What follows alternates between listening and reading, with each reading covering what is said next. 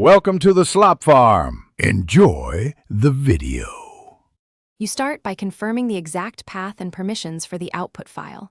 Type the path into the terminal or file explorer to ensure it exists, and then check ownership and write flags. If needed, run chmod or set ACLs to grant yourself write access. Explain why. Processes fail when they cannot write. Once done, make sure the target file system is mounted and not full, because a full disk or read-only mount prevents any output file creation.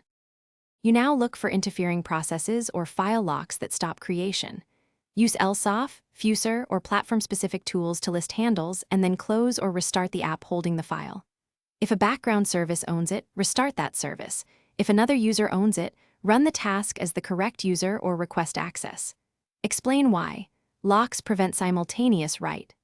Once unlocked, retry writing so the OS can create or overwrite the output file cleanly.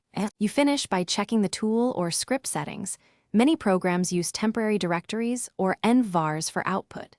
Change the output path to a guaranteed writable folder and clear any stale temp files, then recreate missing directories with proper permissions. If the error continues, run a simple write test and capture logs to see the precise error. One troubleshooting tip.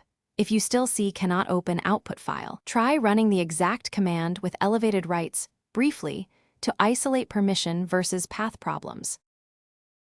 Thanks for watching. Consider subscribing if we helped you today.